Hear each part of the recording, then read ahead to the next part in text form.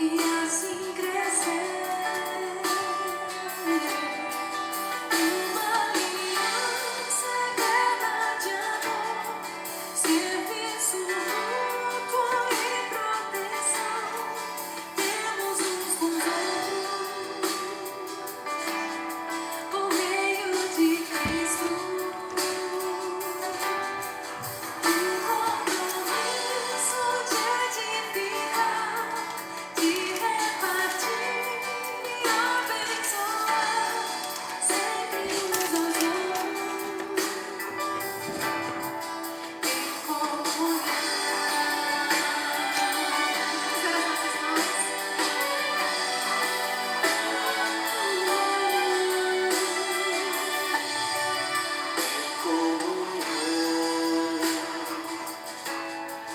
Quero viver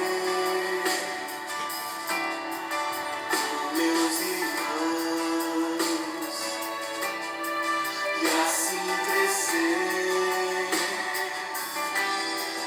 Uma aliança eterna de amor, serviço mútuo e proteção. Temos uns com os outros, por meio de Cristo. Um compromisso de edificar, de repartir e abençoar, sempre uns aos outros, em comunhão.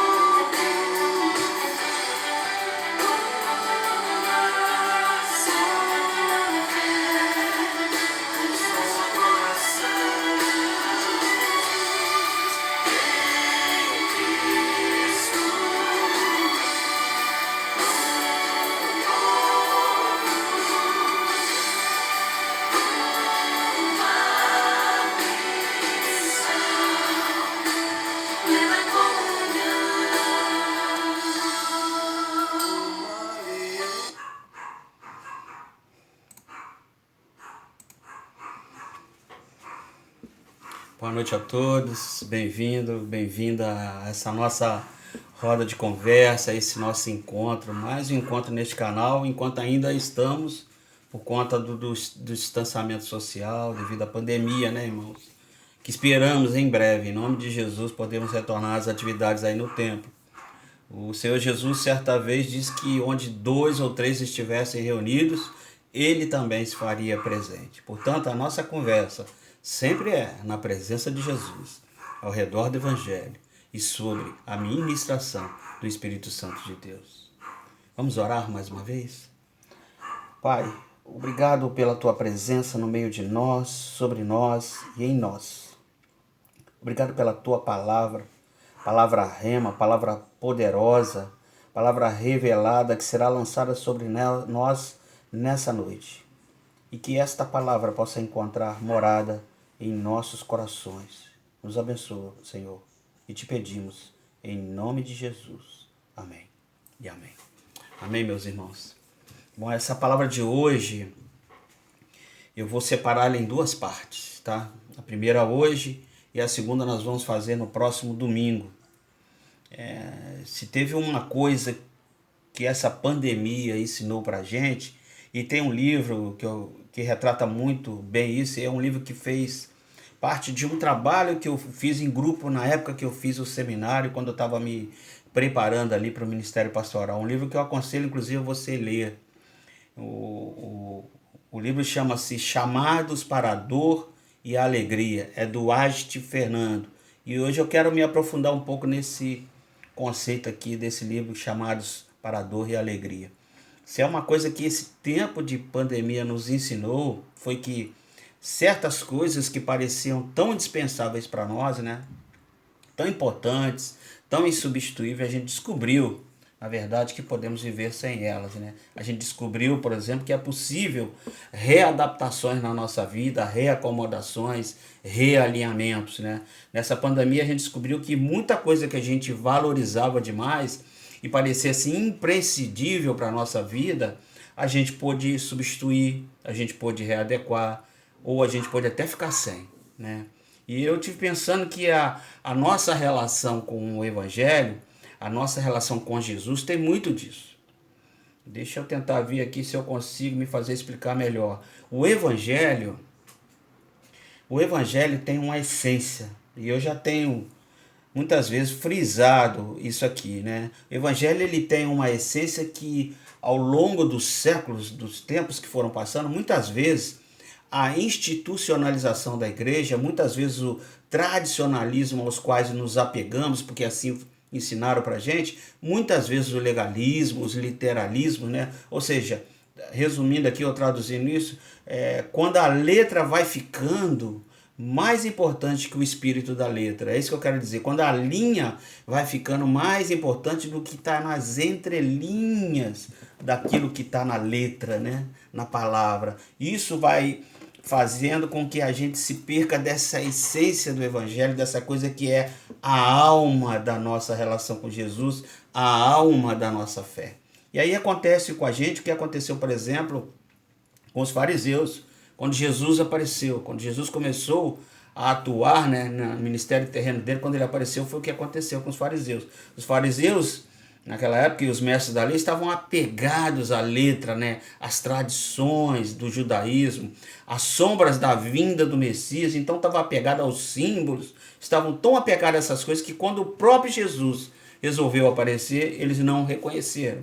Tão apegados à letra que quando o espírito da letra, que era Jesus, apareceu, eles não o reconheceram, né? Tão apegados às crenças do judaísmo que quando aquilo para que as crenças apontavam que era Jesus e ele apareceu, eles não reconheceram, né? Seria mais ou menos como se a gente se apegasse tanto ao retrato de uma pessoa que quando a pessoa aparece pessoalmente, a gente continua abraçado no retrato.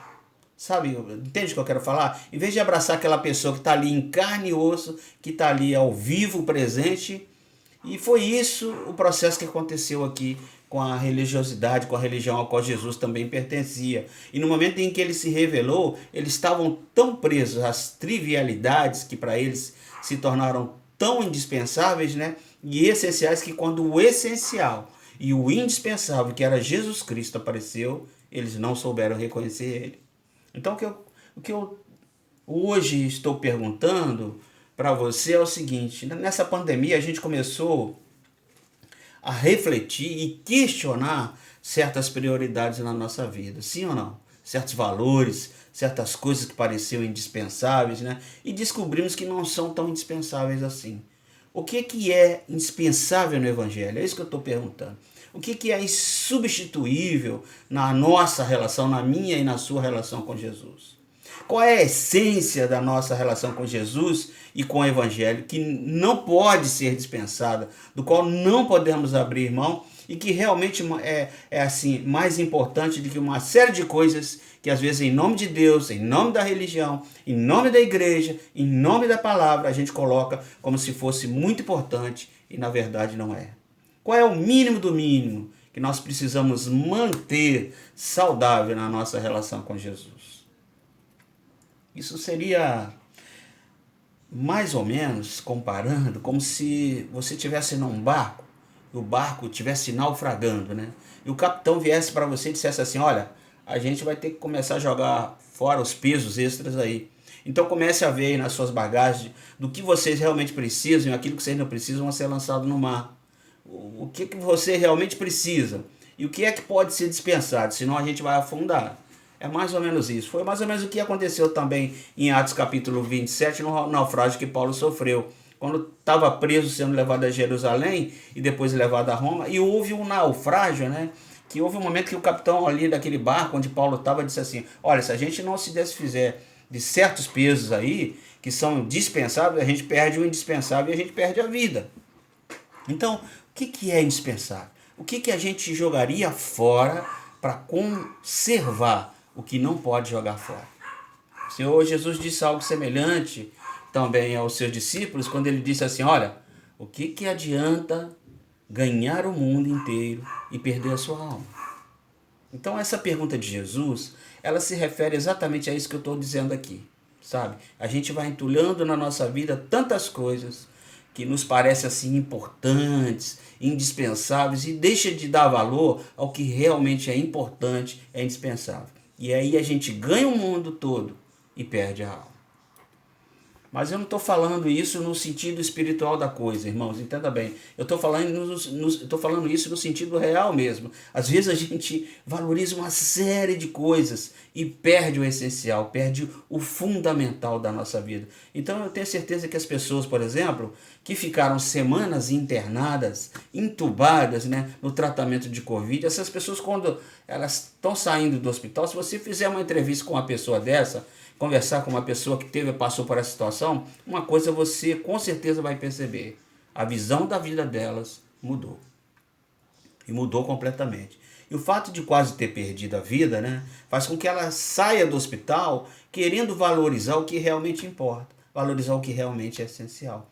Esse processo a gente não precisa esperar. Está lá num leito do hospital entubado, a porta da morte para acontecer com a gente. A gente pode, voluntária e espontaneamente, nos perguntarmos: o que é realmente indispensável na minha relação com Jesus? O que é importante que eu não tenho dado valor, que outras coisas, mesmo em nome da religião, mesmo em nome de Deus, mesmo em nome da igreja, tenha assumido maior importância na minha vida do que o meu relacionamento com Jesus. E aí, muitas vezes a gente fica igual a esse texto que você conhece da Bíblia também, da Marta. Marta arrumando a casa, preocupada com a organização da casa, com a comida que precisa ser feita, enquanto Maria, sua irmã, as irmãs de Lázaro, estão lá preocupadas com o essencial. A Maria estava preocupada com o essencial, sabe? E Marta estava ali, ó.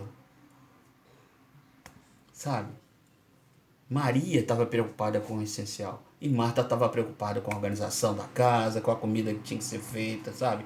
Então, e era assim, irmãos, se você pegar a Bíblia e olhar, era tão raro Jesus passar por ali, era tão difícil Jesus dar uma parada naquele lugar, e olha, e era tão valioso aquele momento, Jesus dentro da minha casa, da sua casa, conversando comigo. Você acha que eu vou perder meu tempo arrumando a casa, fazendo comida, se eu posso ficar conversando com o mestre que está ali do meu lado?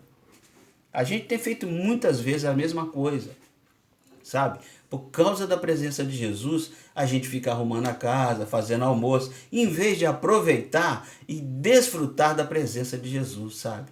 Verdadeiramente, para ficar aos seus pés em comunhão com Ele.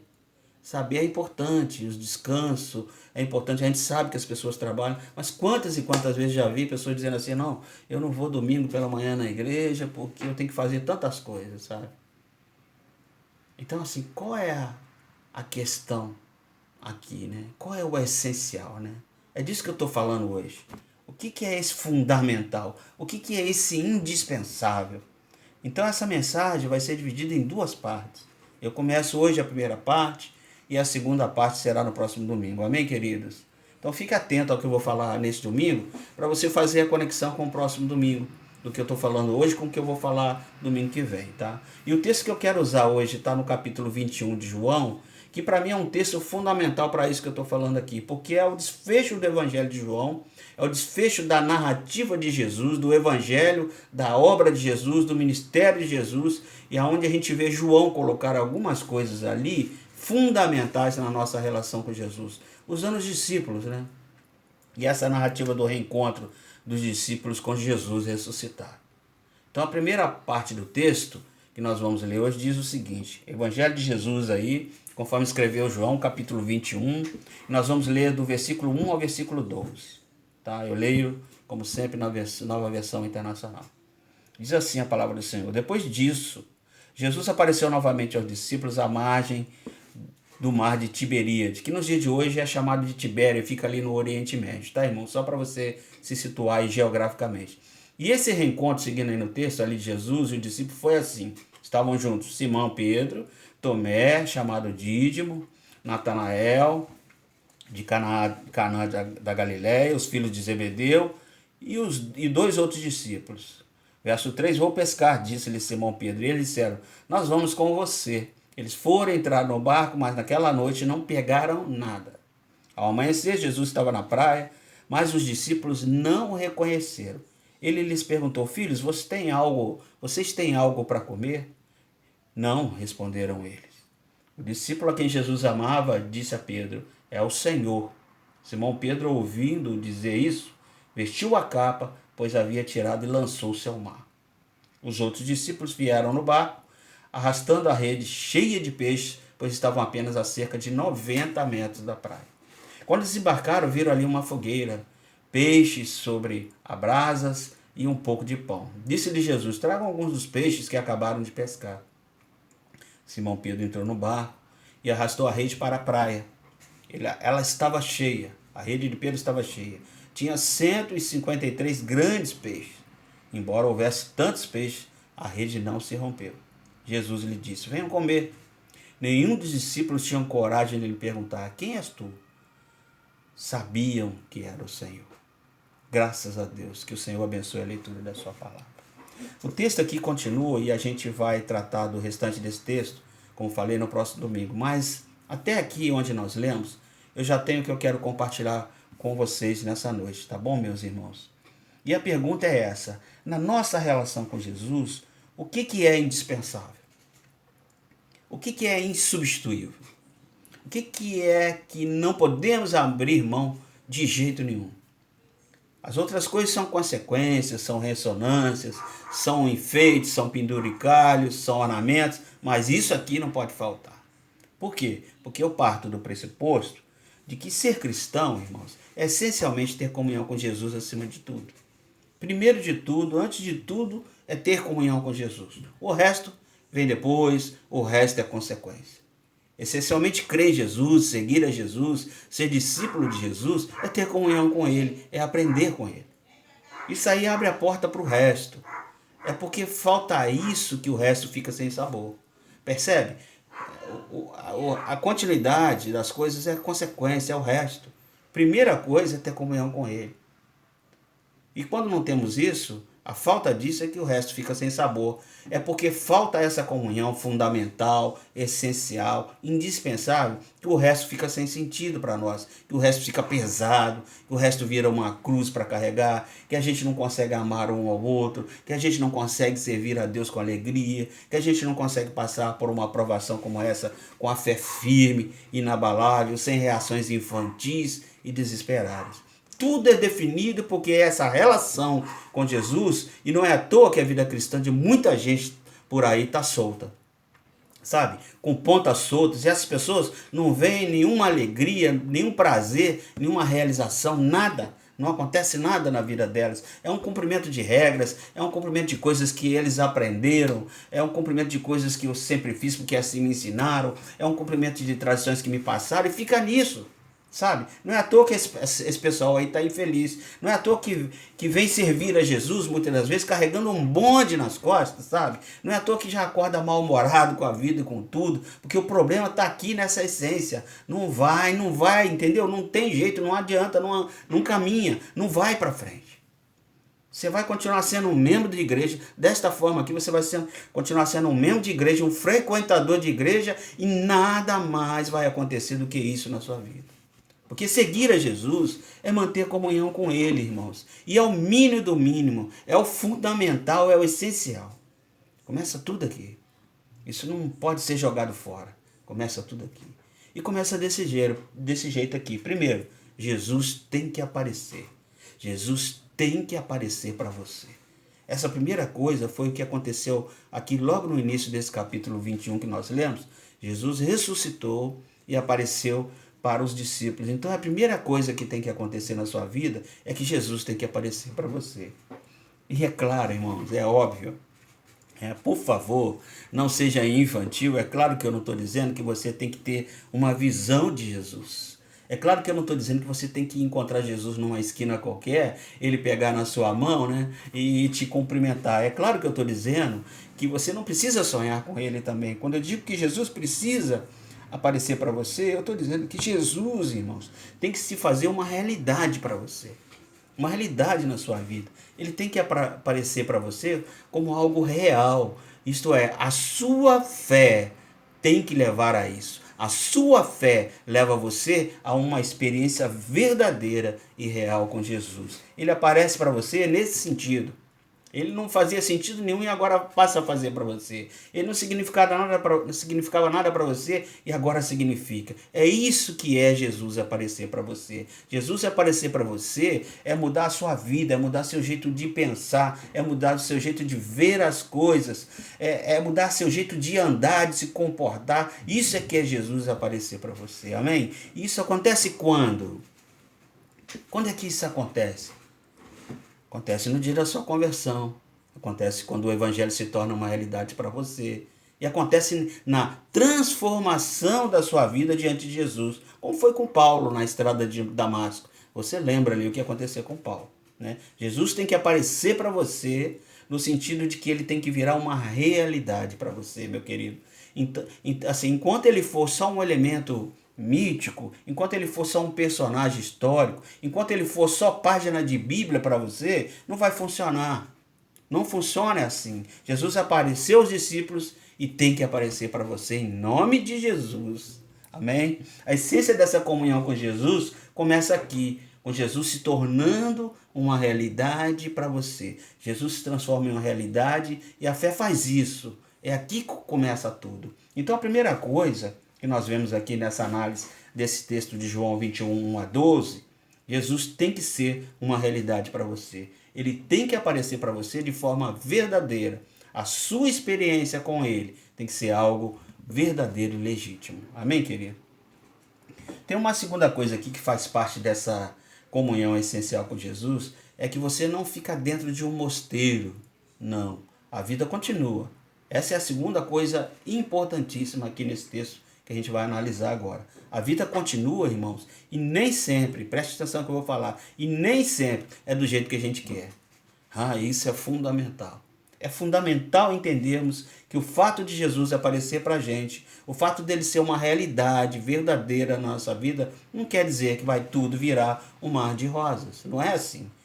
O que aconteceu aqui nesse texto? Foram pescar. Jesus estava lá na praia, estava perto deles. Eles foram pescar e naquela noite o que aconteceu? Não pegaram nada. Por quê? Porque às vezes na vida a gente passa a noite pescando e não pesca nada. É assim. Às vezes na vida a gente faz um monte de projetos e eles não dão certo. Não dão certo. Às vezes na vida a gente planeja um monte de coisas e não dá certo. Às vezes na vida os reveses da vida nos atrapalham. Passa uma rasteira na gente e a vida é assim. Então eles já tinham um encontro com Jesus, já tinham ali tido esse encontro com Jesus, eles foram discípulos de Jesus, eles já conheciam Jesus, mas voltaram ao seu dia a dia, em que muitas vezes as coisas não dão certo. E foi o que aconteceu com eles. Então nessa comunhão essencial com Jesus, tem que acontecer isso também. A gente tem que ter os pés no chão. Presta atenção, meu querido. A gente tem que ter os pés no chão. A gente tem que saber que estar com Jesus não significa agora que tudo vai acontecer. Tudo que vai acontecer na nossa vida será sempre muito bem sucedido. Vai dar sempre certo. Que você não vai ter problema mais nenhum, não vai ter mais nenhuma preocupação. Não, não é isso. Não é isso mesmo. E não é isso mesmo porque nem com Jesus as coisas davam sempre certo. Olha que interessante. Ele chegava muitas das vezes para pregar num lugar e ele era expulso. Você vai ver nessa passagem do Evangelho, muitas vezes isso acontecendo com Jesus. Teve uma oportunidade, inclusive, para lembrar de um fato, e lá em Lucas, no Evangelho lá em Lucas, ele fala disso, quando chegaram a querer levar, naquele momento quiseram levar Jesus para um abismo, para jogar ele lá de cima. E aí Jesus conseguiu ali meio que passar despercebido no meio daquela multidão ensandecida que queria jogar ele do abismo, e ele se livrou deles e não deu certo, mas muitas coisas não deram certo, mesmo com Jesus. Percebe? E quer saber de uma coisa? Mesmo com Deus. Deus planejou uma coisa para a gente e não deu certo. Tanto não deu certo que ele teve que consertar fazendo o quê? Mandando Jesus vir morrer por nós. Então preste bem atenção nisso. Projetos fracassados, projetos frustrados, não é o fim do mundo não, irmãos. Pode ser o fim de um mundo, daquela realidade ali, mas não é o fim do mundo total. Mesmo Deus teve um projeto seu fracassado. Mesmo Deus fez uma coisa que não deu certo e que entristeceu ele demais, né? Que entristeceu ele muito. Não foi isso lá, se você ver o livro de Jeremias, foi isso que Baruque falou para Jeremias, um pouco antes da destruição de Jerusalém, dizendo a Jeremias assim, Jeremias, a gente podia tanto pensar em outras coisas, buscar outras coisas maiores, né? Jeremias olha para Baruque e responde para ele assim, para com isso. Deus está aqui sofrendo, vendo um projeto dele que não deu certo, tendo de rasgar um projeto dele, você está procurando coisas para você mesmo, para o seu próprio deleite? Não, nós estamos vivendo um momento agora, aqui em Jerusalém, de grande frustração de Deus, de grande frustração divina, como é o que está acontecendo, sabe? Pois é, meus queridos. Se com Deus, pense comigo, se com Deus, se com Jesus acontecem projetos frustrados, por que não vai acontecer com a gente? Então, nessa comunhão com o Senhor, é fundamental que Ele apareça para a gente.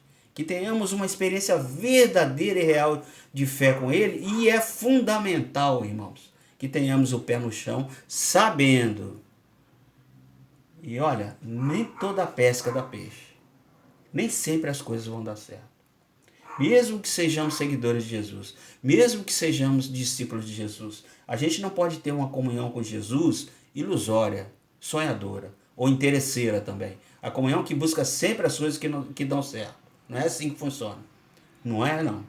A nossa comunhão com Jesus não é por causa das coisas que Ele nos dá. A nossa comunhão com Jesus é por causa daquilo que Ele é. Está entendendo essa diferença, querido? Está entendendo essa diferença, querido?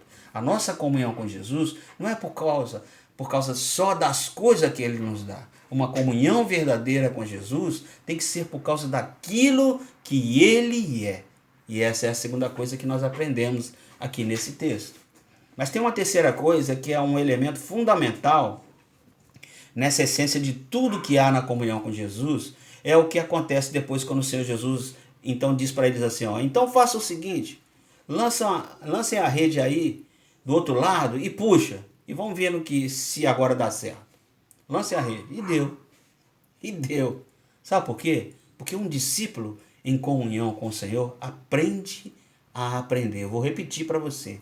Um discípulo em comunhão com o Senhor aprende a aprender. É essencial nessa comunhão com Jesus, não só Ele se tornar uma realidade para a gente, e nem só a gente ter os pés no chão, sabendo que nós vamos lidar assim com os projetos frustrados e com realidades que vão nos ferir, sabe? Mas em terceiro lugar, que é esse ponto aqui que a gente está analisando agora, nessa nossa conversa, nesse nosso bate-papo, nós aprendemos a aprender. Porque esse relacionamento com Jesus é um aprendizado constante, em que fazemos com ele, como Ele diz, fazemos assim como Ele ensina, e os resultados, quando a gente aprende com Jesus a fazer o que Ele diz e o que Ele ensina, os resultados serão melhores, com certeza, irmãos. Nessa comunhão com Jesus, o que temos é uma comunhão de aprendizagem, crescimento e obediência. A nossa comunhão com Jesus não é só para ficar cantando louvores, dizendo versículos bíblicos. A nossa comunhão com Jesus é para aprendermos, crescermos e principalmente mudarmos com esse aprendizado, sabe? Isso é um processo, é algo que vai acontecendo aos poucos e é recorrente, sempre, constante, e a gente vai crescendo e aprendendo. Comunhão com Jesus é comunhão de aprendizagem, ouvindo os seus ensinos, ouvindo a sua palavra, aplicando na nossa vida para que as coisas sejam melhores para nós. A gente já lida com, como já vimos aqui anteriormente, com coisas na vida que nos dão rasteira, né? São imprevisíveis. Sendo menos espera, acontece. Você quer ver uma coisa quando, por exemplo, aqui um exemplo, quando você desejou feliz ano novo, finalzinho desse ano para esse ano que nós estamos, no ano passado, né?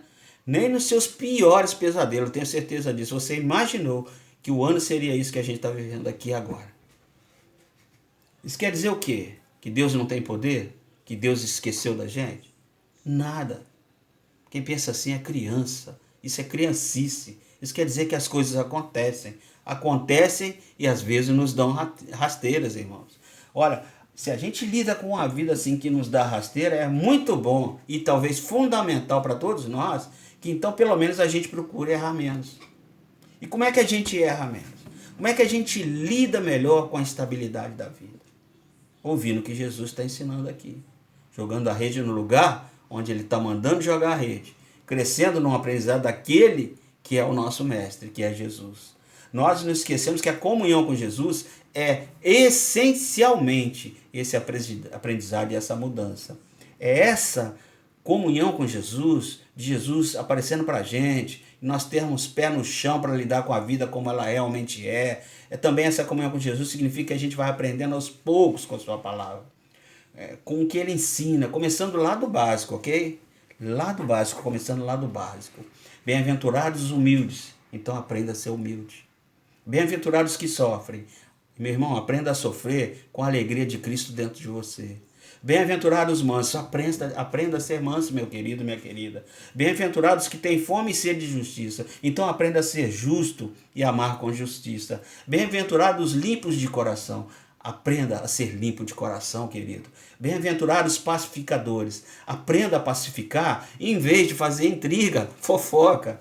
Bem-aventurados misericordiosos, aprenda a ser misericordioso em vez de ser um justiceiro. Sabe? Bem-aventurados aqueles que são perseguidos por meu nome. Aprenda a ser perseguido e a lidar com perseguições. Amém? Se você começar por aí, já está ótimo, querido. Se você pegar esses ensinos e começar a aplicar na sua vida, já está começando a crescer. Já está crescendo demais. Porque comunhão com Jesus é a gente mudar, é a gente aprender e a gente crescer com Ele. Amém, querido?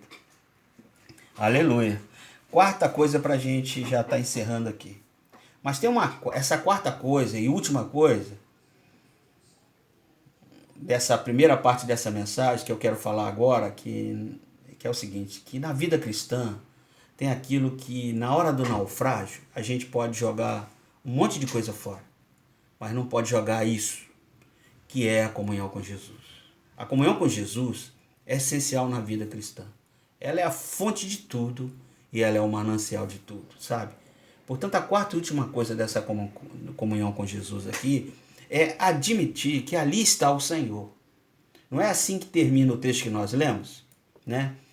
E aí eles olhando, viram ali a fogueira, viram os peixes, viram o pão, e aí dizem para Pedro, olha, tá lá, Pedro.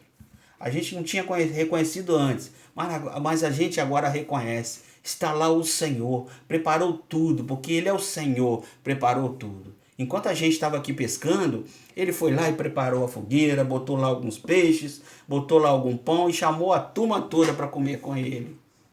Comer, irmãos, na cultura judaica era a maior expressão de comunhão. E na nossa também é. Vai fazer uma visita a alguém, você recebe um cafezinho, né? Vai levar um grupo de amigos, sentar à mesa para comer uma pizza, não é? Comer tem muito a ver com comunhão, sabe? Então estar em volta da mesa é um símbolo de comunhão muito grande. A família, por exemplo, em volta da mesa. Comemoração do Natal com a família em volta da mesa. Passagem do Ano Novo a gente faz com a família em volta da mesa. O que o Senhor Jesus fez por nós em volta da mesa, o pão e o vinho. A igreja em volta da mesa, sinais de comunhão. Né? Jesus já tinha preparado ali tudo para eles lá comerem juntos. Sinal de grande comunhão com Ele. E ali eles reconheceram, é o Senhor, eles disseram. Mas aqui tem algo muito interessante, nessa quarta e última coisa. E preste atenção nisso que eu vou falar. É esse detalhe que eu quero chamar a sua atenção agora. É o Senhor, porque Ele preparou tudo. Olha que coisa. Não é o Senhor porque Ele nos obriga a submetermos a Ele. Né? Não é o Senhor porque Ele deu um golpe, tomou o poder e se instalou, não. É o Senhor porque Ele preparou todo o ambiente para nós reconhecermos que Ele é o Senhor de tudo. Ele preparou a nossa redenção, Ele preparou a nossa salvação, Ele preparou o nosso processo de comunhão e santificação, Ele preparou a nossa vida, a minha, a sua, e depois que tudo isso aqui tiver passado, meu querido e minha querida, Ele preparou um lugar para a gente na eternidade. Aleluia, por isso, glória a Deus. Ele preparou a fogueira, Ele preparou os peixes, Ele preparou os pães, e aí chamou os discípulos para comerem, porque Ele é o Senhor. Glória a Deus. Preste atenção nisso que eu vou falar, irmãos. Preste atenção nisso que eu vou falar. Você não se submete a Jesus como Senhor e Salvador da sua vida, porque é uma lei, porque Ele manda e você obedece. Não é assim que funciona. Você reconhece Jesus como Senhor, se submete voluntariamente ao Senhor, porque reconhece o quê? Que Ele preparou tudo, que Ele deu a sua vida, que Ele trouxe a redenção, o que você não podia fazer, nem eu nem você Ele fez. Quem é melhor do que Ele que pode substituir Ele como meu e seu Senhor? Somente Ele, sabe? Que pela graça preparou tudo para nós, sabe? Por isso que nessa comunhão com Jesus, nós nos submetermos a Ele como Senhor e o reconhecermos como Senhor da nossa vida é importante. Faz parte desse essencial da comunhão com Jesus Cristo. A gente reconhecer que Ele preparou tudo, fez o que a gente não podia fazer e que a coisa mais doce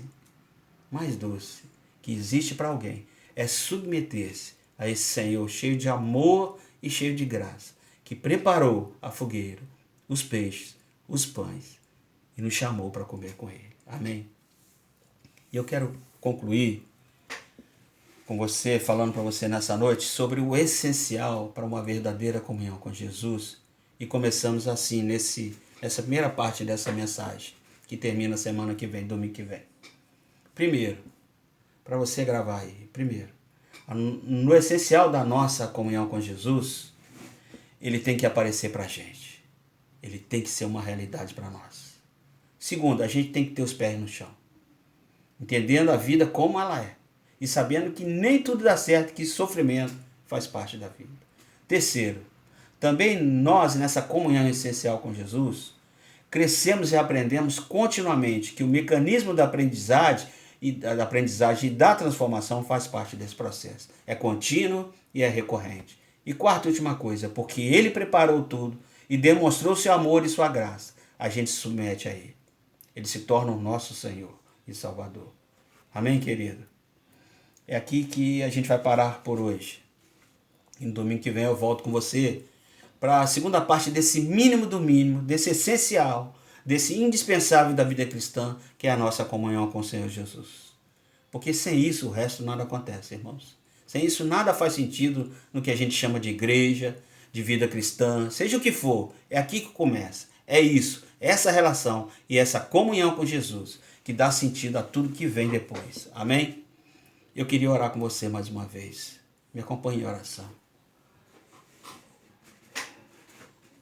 Senhor Jesus, Senhor meu Deus, meu Pai, Espírito Santo, abra nossas mentes, nossos olhos e nosso coração, para que essa verdade da essência da comunhão com Jesus Cristo se firme e se confirme cada vez mais em nossa vida.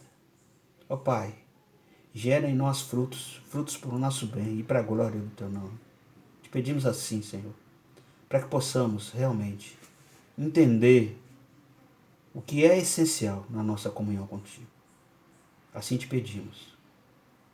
No nome precioso de Jesus, nós oramos. Amém e amém. Amém, querido. Que Deus te abençoe, abençoe sua casa, sua família. Que você tenha uma semana abençoadora e produtiva em nome de Jesus. Amém. Eterna de amor, serviço mútuo e proteção, temos nos teus olhos, no reino de Cristo. O compromisso de edificar, de repartir